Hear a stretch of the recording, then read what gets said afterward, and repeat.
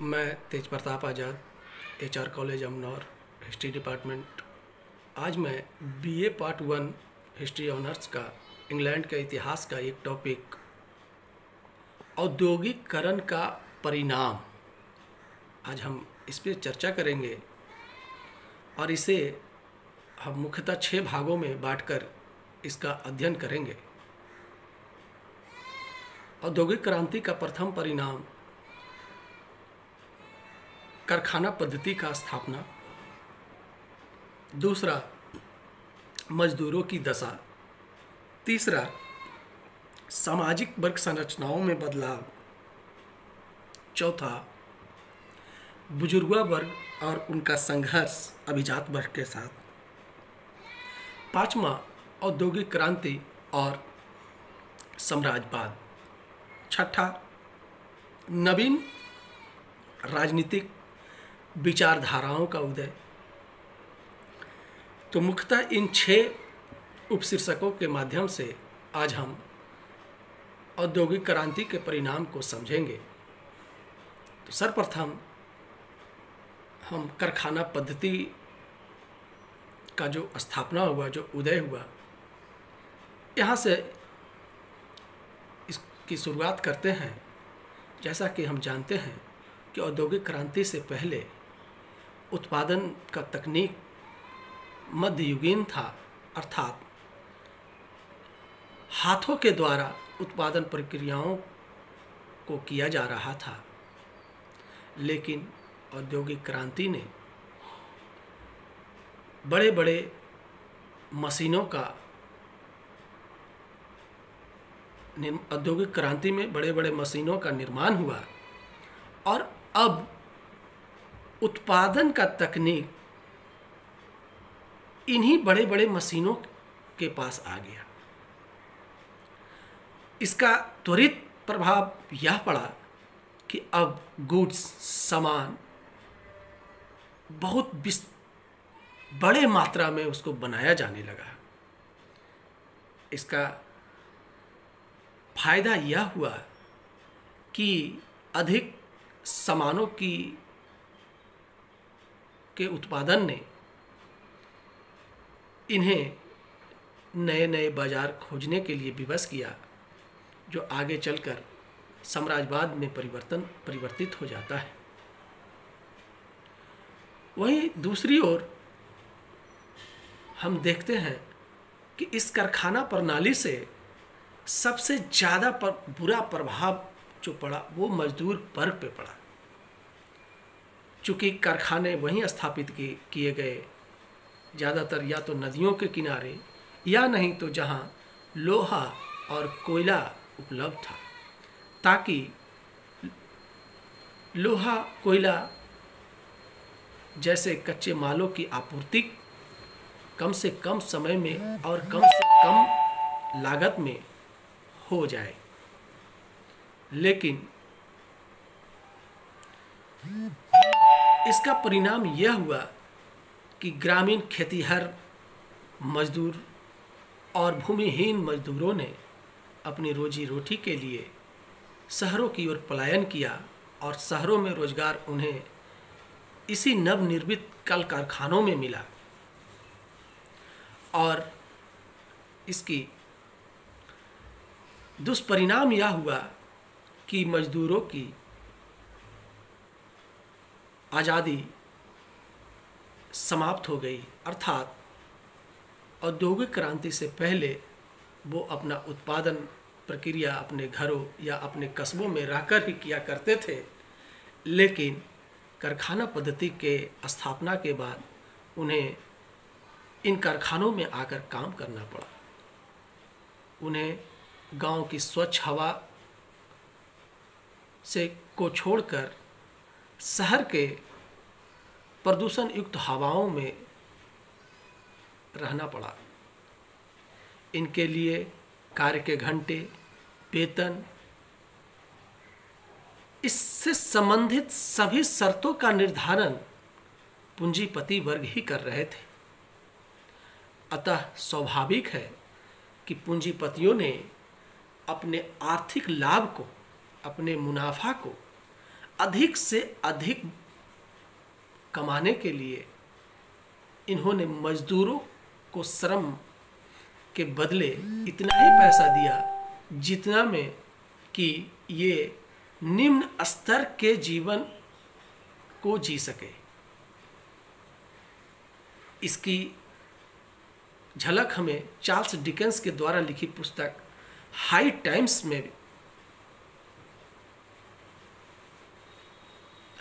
से हमें जानकारी प्राप्त होती है कि किस तरह से मजदूरों को सीलन और अंधेरे युक्त कच्चे घरों में रहना पड़ता था, ना जहाँ पर्याप्त रूप से बिजली, पानी, रोशनी कुछ भी व्यवस्था नहीं होती थी, ना इनके बच्चों की शिक्षा व्यवस्था पे कोई ध्यान दिया जा रहा था। और चूँकि उस समय कुछ ऐसा कानून नहीं था, अतः उनके बच्चे भी उस समय इंग्लैंड में 6 वर्ष न्यूनतम आयु थी।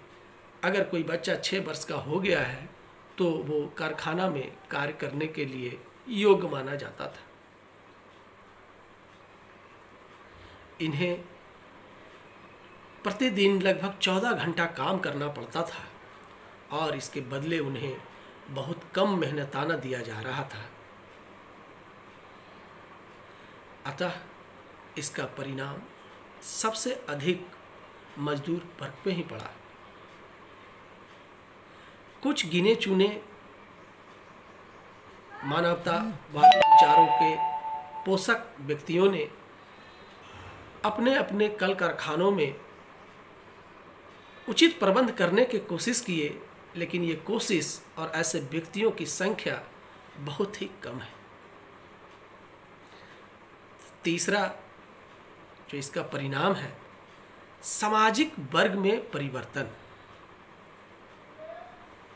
जैसे जैसे इंग्लैंड के बाद यूरोप के देशों में औद्योगिक क्रांति ने अपनी गति पकड़ी, वैसे वैसे समाज में एक नए वर्ग का उदय हुआ जिसे हम लोग बुजुर्गा वर्ग कहते हैं या पूंजीपति वर्ग। इनके पास धन संपत्ति तो आई, लेकिन सामाजिक प्रतिष्ठा इनको बहुत अधिक नहीं मिली। अर्थात जो सम्मान कुलीन तंत्रों अभिजात वर्ग को प्राप्त था, ये सुविधाएं या वो विशेषाधिकार इनको अभी तक नहीं मिली थी।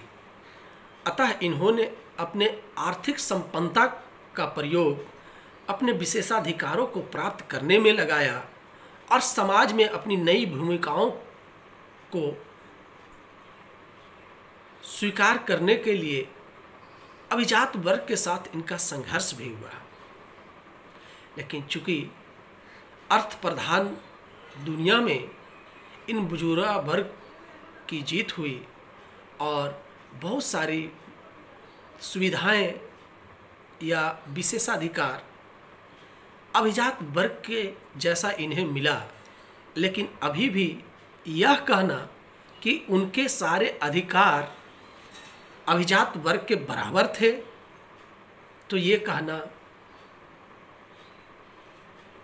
तत्कालीन समय के लिए उचित प्रतीत नहीं होता है। उसी तरह से औद्योगिक क्रांति ने, इसका चौथा परिणाम हुआ कि औद्योगिक क्रांति के द्वारा बहुत ज़्यादा मात्रा में उत्पादन के द्वारा जो माल एकत्रित हुआ, जो सामान एकत्रित हुआ, इसको बेचने के लिए इन पूंजीपतियों को नए नए बाजारों की तलाश करनी पड़ी, जिसका प्रत्यक्ष उदाहरण हम लोग अपने भारत देश के उदाहरण से समझ सकते हैं कि किस तरह से अंग्रेजों ने व्यापारिक रियायतें प्राप्त करते करते एक ऐसा समय आया कि वो भारत के भाग विधाता बन बैठे। इसका अप्रत्यक्ष बहुत ज़्यादा प्रभाव और परिणाम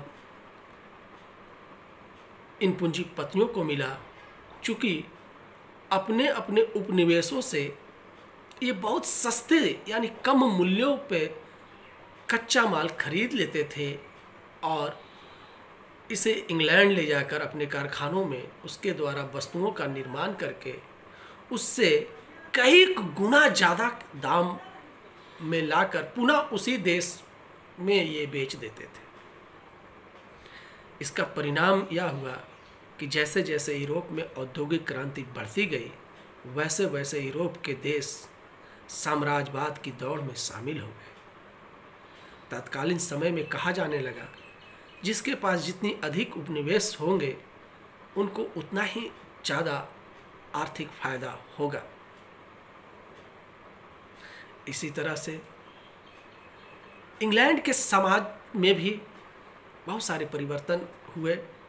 इसमें एक परिवर्तन ये भी था कि लोगों ने अपने समय को ज़्यादातर, जैसा कि मैं पहले ही बता चुका हूँ, कि 14 घंटे कारखाने में काम करना पड़ता था और वहाँ भिन्न भिन्न क्षेत्रों प्रांतों से आए लोगों के साथ मिलकर रहना पड़ता था,